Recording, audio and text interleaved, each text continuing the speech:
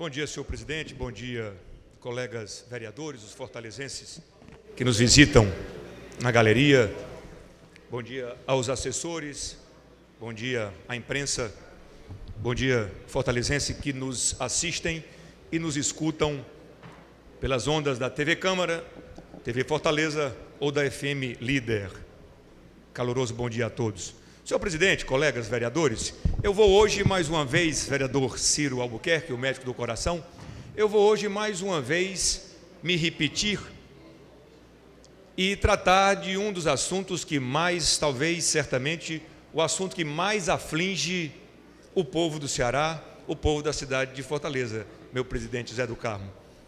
Vejam que interessante, são todos os senhores testemunhas dos nossos esforços ao longo dos últimos semestres de tratar e chamar a atenção do governo do Estado para os equívocos que a política de segurança pública tem cometido no que diz respeito ao trato, ao combate e no que diz respeito às tratativas dos índices todos de criminalidade.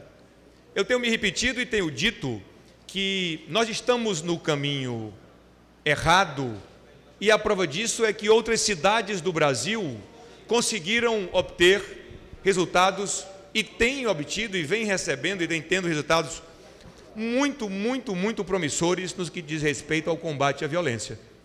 E para confirmar isto que eu estou dizendo, não para minha surpresa, mas os senhores vão ter a oportunidade de se chocar com a matéria da revista Carta Capital, senhor presidente, desta semana. A revista Carta Capital, primeiro é importante que se diga, ela é uma publicação insuspeita, vereador João Alfredo. A revista Carta Capital foi talvez a única revista brasileira que em seu editorial assumiu objetivamente a defesa da candidatura de no caso, o presidente Lula da Silva, assumiu a candidatura, ao contrário da crítica que sempre se faz aos grandes veículos de comunicação, Veja, Isto É, apesar de se dizer que os grandes jornais, o Globo, o Estado, fazem críticas prejudicadas por interesses comerciais e empresariais, a revista Carta Capital não.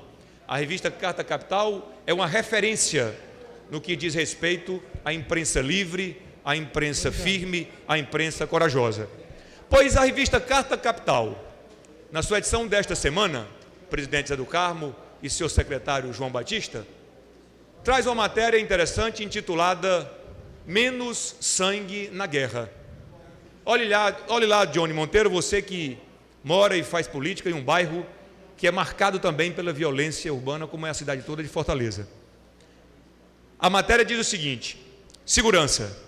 O país conseguiu reduzir o número de homicídios, à exceção de alguns estados, mas ainda vivemos em um campo de batalha. Inicia assim: na virada dos anos 90 para os anos 2000, o país parecia derivar para o descontrole absoluto da violência, com indicadores de homicídios maiores que países em guerra. Eu costumo dizer, e a propósito disto, vereador Adelmo Martins, e a título de comparação, que a guerra do Afeganistão, vereador Guilherme Sampaio, que em uma de minhas intervenções sobre violência, perguntou de onde vinham os números. O estado do Ceará, até o dia 1º de junho de 2010, de 1º de janeiro a 1º de junho de 2010, tinha comemorado a triste e trágica marca de 1.000 assassinatos no estado do Ceará. 1.000. E por infeliz coincidência, o crime cujo aniversário foi o 1000º, foi justo daquela criança assassinada pelo Ronda do Quarteirão. Pois bem, eu costumo comparar aos 6 anos da guerra do Afeganistão. Morreram na guerra do Afeganistão 1.132 soldados norte-americanos. Em uma situação de guerra, em 6 anos. E o estado do Ceará, meu querido Adelmo, minha querida Verônica Gugel, num primeiro semestre, já computamos aí 1.000 mortes. E continua. Com indicadores de homicídios maiores que países em guerra. Os jovens negros, com até 25 anos das periferias metropolitanas, surgiram então com destaque nas estatísticas oficiais. Entre 15 e 24 anos, a média de vítimas por homicídio era de 99 por 100 mil habitantes em 2007, ano com indicadores oficiais mais recentes. Em Alagoas, Pernambuco e Espírito Santo, o índice ultrapassava assustadores casos de 200 por 100 mil habitantes. Na média geral, o restante eram de 25 assassinados. E continua a reportagem um pouco mais à frente, eu vou me permitir ler um pouco mais. Conforme explica o cientista político Glauco Soares, do Instituto de Estudos Sociais e da Violência da Universidade Estadual do Rio de Janeiro, aspas, a queda da violência a partir de 2003 não foi generalizada, ou seja, não aconteceu em todo o país de forma igualitária, mas foi significativa no Sudeste, que até o final da década de 90 era a região mais violenta do Brasil, com destaque para o estado de São Paulo, que virou referência internacional, assim como Nova York e Bogotá. Agora, o Nordeste concentra as taxas mais elevadas, com destaque para estados como Bahia, Ceará, que tem peso demográfico relevante. Esses estados não souberam aproveitar o Estatuto. Aqui ele se refere ao Estatuto do Desarmamento, que também é considerado um item da maior importância nesse processo nacional de queda da violência. Ora, vejam só os senhores, os dois estados brasileiros, onde há o maior número de ida dos outros irmãos brasileiros mais pobres, da emigração, e não da imigração, que acontece entre países, mas da emigração. Estado do Rio de Janeiro e Estado de São Paulo são os dois estados onde concentram-se, querido vereador Paulo, os dois maiores bolsões de miséria do país. O estado do Rio e de São Paulo são os dois estados que concentram o maior número de emigração, são os estados que recebem o maior número de brasileiros, outros pobres, que vão tentar a vida, por exemplo, em São Paulo. E justamente nesses dois estados, com políticas que primaram pela sensibilidade e pela inteligência, e não pelos gastos vultosos, foram os dois estados, são os dois exemplos brasileiros, onde a violência mais diminuiu, e mais drasticamente diminuiu. E continua a reportagem. No Rio de Janeiro de Sérgio Cabral, o surgimento das unidades policiais pacificadoras, as UPPs, virou um exemplo internacional, considera Lima, na medida em que consegue aos poucos mudar a forma como a polícia se faz presente. Aspas, a ideia de polícia comunitária vai na direção correta, inclusive porque parte do princípio que o modelo tradicional, repressivo, quando a polícia ia à favela somente para prender, está fracassado. Passar a secretaria ao vereador Paulo Gomes. Pois não. Com as UPPs, as unidades de polícia pacificadoras, muda-se o imaginário da sociedade. O problema, neste caso, é saber se ela terá escala para substituir completamente a polícia tradicional. E aqui eu paro mais uma vez, repito, de ler a reportagem da revista Carta Capital desta semana. Vejam só, a lógica que faz sucesso no Rio de Janeiro, as UPPs, o vereador Ronivaldo Maia, as unidades policiais pacificadoras, é a mesma lógica que quer empregar o governo do estado do Ceará ao programa Ronda do Quarteirão. O programa Ronda do Quarteirão deveria ser também uma polícia comunitária, vereador Ciro Albuquerque. Deveria ser também uma polícia educativa. Mas ao contrário do que acontece no Rio de Janeiro, onde o exemplo de sucesso é hoje uma referência internacional, o Rio de Janeiro, assim como São Paulo. Em São Paulo, para que os senhores tenham uma ideia, nos últimos 6 anos, o índice de criminalidade, especificamente de homicídio, reduziu-se em 80%. 80% foi a redução do índice de homicídio na cidade de São Paulo nos últimos 6 anos.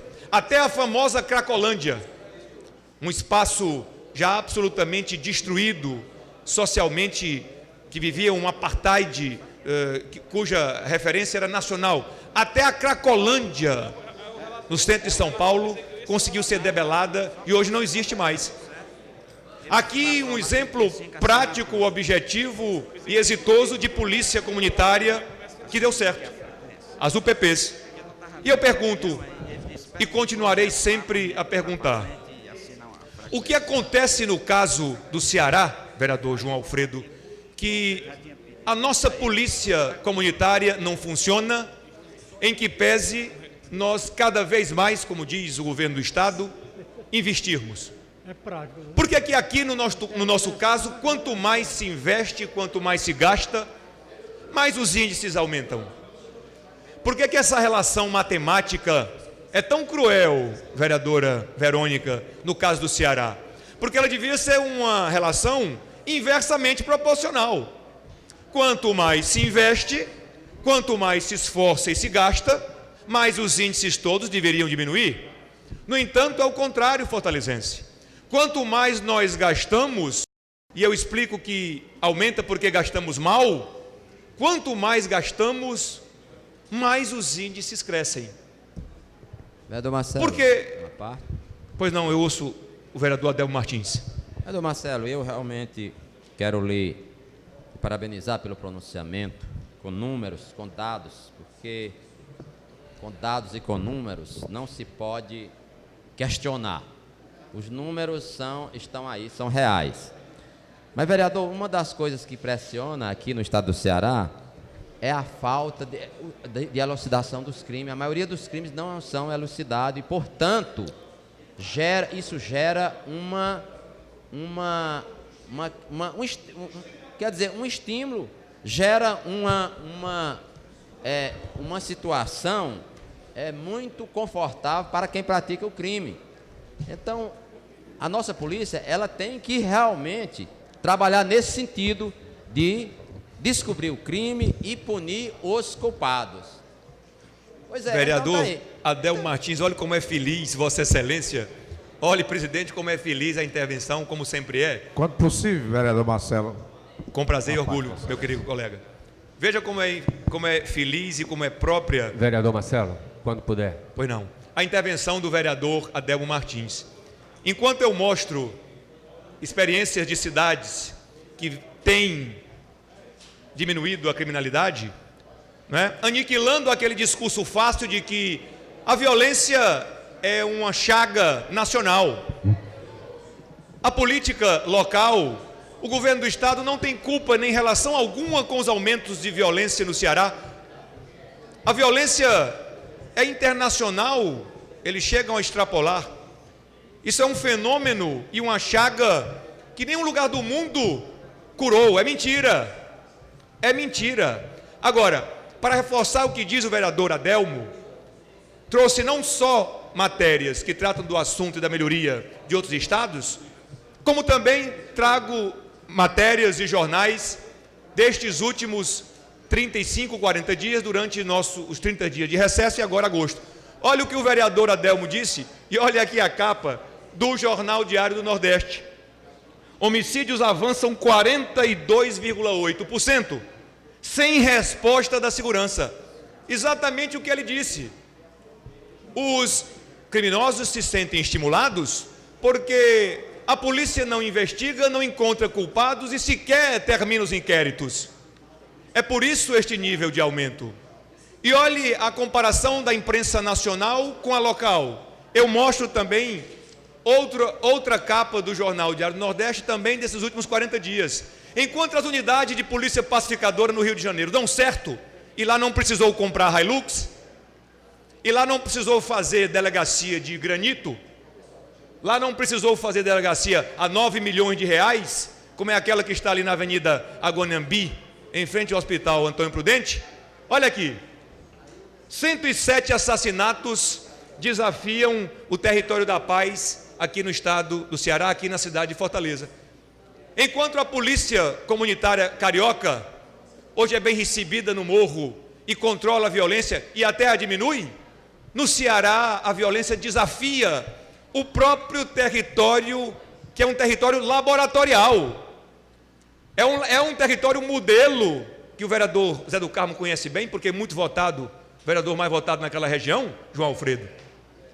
A violência desafia o próprio território que é tido e tomado como laboratório para o modelo de controle da violência. E os jornais locais continuam assim. 10º assalto a banco no interior do estado, assalto a banco virou brincadeira. Olha que curioso, bando cerca a PM. Aqui eu já mostrei outros jornais onde os próprios carros do Ronda do Quarteirão são pichados. Bandidos tomam as armas dos policiais para completar a humilhação, fazem eles correr e picham as viaturas e picham delegacias. Equipamentos em frangalhos. Este é o jornal Diário do Nordeste do mês de junho, que trata, ao contrário do que quer o marketing e a boa propaganda do governo do estado, que trata da real situação das delegacias policiais no estado do Ceará. Então, tem razão o vereador Adelmo Martins, e eu ouço, então, antes que meu tempo se comprometa por completo, os vereadores João Alfredo e Ciro Albuquerque. Vereador João Alfredo, o senhor talvez em 60 segundos ou 30 resumiu tudo que eu quis dizer. Essa palavra é encarnada e esculpida o desenho deste governo, megalomania. Eu nunca consegui, e ninguém daqueles da imprensa que estão ali nos ouvindo, nos escutando, ninguém dali nunca conseguiu obter do governo do estado, ou nenhum vereador nesta casa ou deputado na Assembleia Legislativa, conseguiu de nenhum organismo público uma resposta simples e convincente, Ciro, e já lhe escuto, se meu presidente puder, e encerro, dos motivos pelos quais a Força Nacional e a Polícia Federal, que realizam trabalhos exemplares, não conheço algum brasileiro que faça senão, que faça crítica ao sucesso que é o trabalho da Polícia Federal, inclusive fiscalizando os milhares, as centenas de milhares de quilômetros de fronteiras que nós temos. Pois esta Polícia Federal utiliza um veículo da marca Nissan, do modelo Frontier, que custa R$83 mil. Um veículo 4x4, a diesel, inclusive com o mesmo número de cavalos-força da Hilux. Uma parte, vereador Marcelo Mendes. Pois não, vereador. Inclusive com a mesma potência do motor. Por que a Polícia Federal utiliza um veículo, vereador Zé do Carmo, de R$83 mil e realiza seu trabalho? E o Ceará, com toda a sua pobreza, precisa comprar um de R$170 mil. É isto que eu nunca consegui compreender. É isso que não vem ninguém a público dizer, explicar. Mesmo quando o vereador Heitor Ferrer patrocinou a ação para que esta queima, este torrar fogo no recurso público fosse, esta farra fosse realizada, e vem sendo realizada, num assinte ao povo do Ceará, ao povo pobre do Ceará, R$170 mil para um carro, cuja ação poderia ser realizada por um de 80, e eu vou mais além.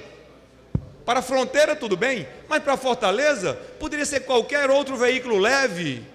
É ridículo ao ponto do comandante do Ronda vir a público dizer, vereador presidente Zé do Carmo, que os policiais não deveriam ultrapassar 60 quilômetros, porque já chegava à casa dos milhões, os gastos com conserto de batida, porque o pobre do policial, que também não tem culpa, foi vomitado da academia, que antes recebia um treinamento de 6 meses, de 1.100 horas, e agora, por politicagem eleitoreira, é vomitado da academia com 3 meses, não é treinado, depois vem se culpar o policial, 32 milhões de reais, somente o pacote original do contrato para dar manutenção às Hilux. Quando eu digo manutenção, não é consertar a batida, não.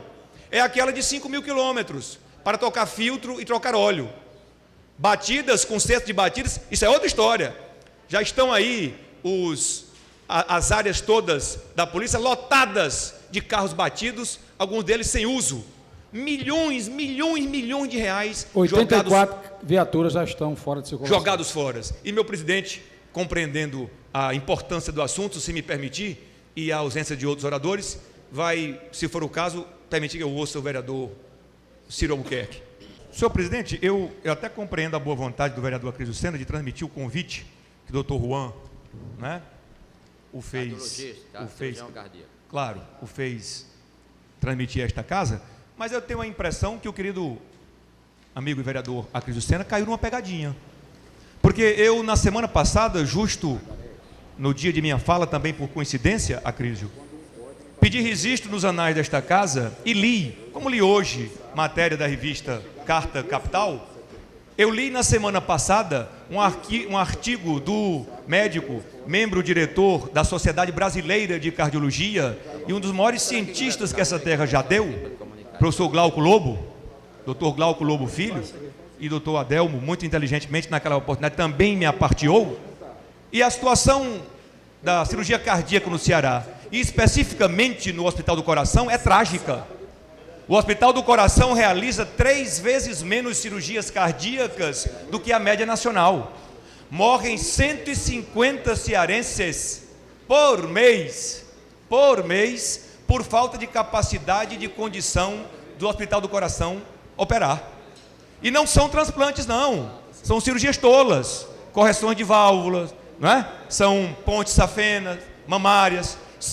Eu não sei o que o doutor Juan está comemorando. Eu espero que ele de fato vá ao congresso, ao workshop, não é? E de lá traga verdadeiramente, além de novos conhecimentos, né? Não duvido da competência dele pessoal como cirurgião, nem o conheço. Agora, dizer que o Hospital do Coração tem experiência exitosa no que diz respeito aos números, ao ranking de cirurgias cardíacas, isso infelizmente, vereador Acrisio, o senhor foi enganado. Os dados, na verdade, senhor presidente, são públicos, não é? São da Sociedade Brasileira de Cardiologia, e eu, como não sou médico, né, muito menos cardiologista, assim como o vereador Acrisio repetiu o convite, eu apenas estou repetindo dados, né, do artigo do professor Glauco Lobo, que traz a verdadeira radiografia do hospital. Mas basta visitar, né, o Hospital do Coração para verificar. Comunicado. Senhor presidente, pela ordem, vereador Marcelo Mendes. Pois é, abrir o painel para a ordem do dia e, pela ordem, vereador Marcelo Mendes. João Freire se inscrevendo, senhor presidente. Vereador João Freire. Professor Eloy, pela ordem, senhor presidente. Quem? Eloy.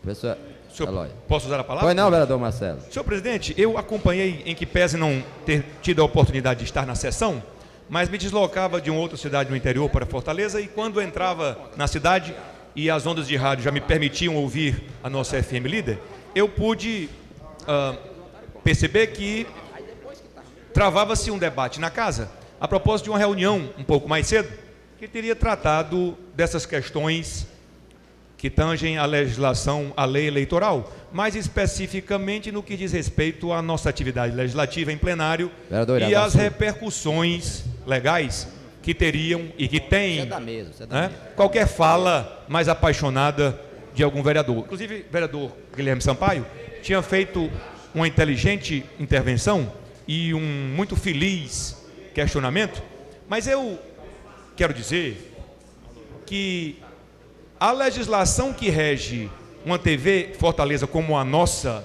que não é uma TV comercial, é diferente. A lei eleitoral e a propaganda política, que não é gratuita, custa, neste ano, é bom que se diga, 850 milhões de reais, quase R$1 bilhão. Em verdade, é paga. Ela é paga às redes tradicionais comerciais. Agora, é bom que a mesa diretora tenha tido, Guilherme, a preocupação de, inclusive, trazer, não só sua assessoria, mas inclusive trazer aqui um membro do Ministério Público, ou um professor, um catedrático, especialista em direito eleitoral, para esclarecer os vereadores. Agora, é bom que se lembre que a responsabilidade, neste caso, ela é objetiva, material. A instituição, a Câmara ou a nossa TV não sofrerá qualquer sanção, porque ela não é responsável pelo que o vereador Guilherme Sampaio ou o vereador Marcelo Mendes dizem. A nossa sessão, graças a Deus, é sem censura, transmitida ao vivo, e aquilo que o vereador Marcelo Mendes disser, ele responderá civil, criminalmente ou eleitoralmente, né, por aquilo que ele disser. É bom, repito, é bom, ou são bons os esclarecimentos, uma palestra, né, para que o vereador, pessoa física, não se prejudique. Mas a instituição, em nada, mal comparando, se eu amanhã, né, cometer um crime, um homicídio, mesmo que seja aqui em plenário, contra alguém, a Câmara Municipal não tem nada a ver com isso, né? Não será, nenhum representante dela ou da mesa será arrolado no processo, nem no inquérito. Eu vou responder pelo meu crime. Assim também o é na lei eleitoral. A concluir, então, vereador. eu imagino que esta é uma discussão interessante, os vereadores devem sim tomar cuidados, mas há que se diferenciar a figura da casa, isso não deve preocupar, da figura da pessoa física do vereador. Este sim responde. A casa não tem nada a ver com isso.